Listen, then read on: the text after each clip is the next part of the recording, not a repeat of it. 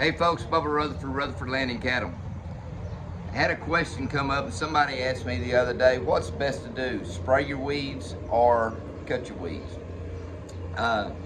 And we do both. And I'm going to explain what we do, and I'm not saying that is the correct thing to do, but I'll just tell you this is what we do. I love spraying the weeds. It's a simple fact, in the early part of the year, get those weeds sprayed.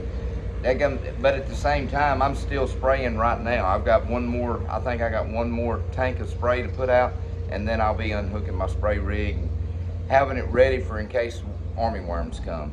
And but the one thing that I do recommend, one thing I do like to do, we got a lot of Bahia grass, and you know, when it gets big and tough and everything, I like grazing my pasture, and then shredding, turn the cows into another pasture, and then and shred behind it, get it down. And the good thing about what the putting when you're shredding is it puts nutrients right back into the soil, and go from there.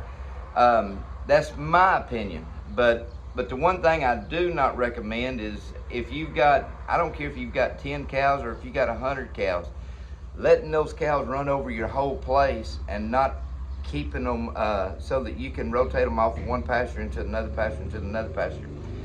And some people, what they do, they just leave the whole place open and just let them run on the whole place.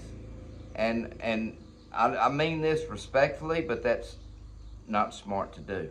Reason is you put them in one pasture and let them run there, let them run out of grass, or get that grass tough, whatever, and move them over, and then shred up weeds behind them or spray or whatever you're going to do.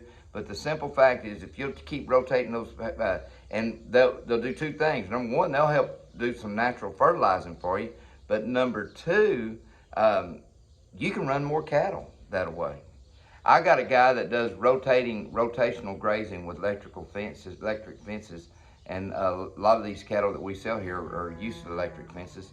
And this guy runs 100 head of cows on 100 acres of leased land. And he does, him and his wife does an extremely good job. And they do shredding behind the cattle as they put them through there. So that's just the two different, the pros and cons, and that you could use about whether you shred or whether you do the put the chemicals on there. Me personally, like I say, I do like the covering everything with the spray, but there is areas that I do shred, and I shred behind where the cattle have been grazed. So hope that'll help you out. But that just question come up, so I just thought I'd use that this morning. This is Bubba Rutherford saying we show cattle 6 days a week. We're always closed on Sunday. Thank you guys so much. Y'all have a great day.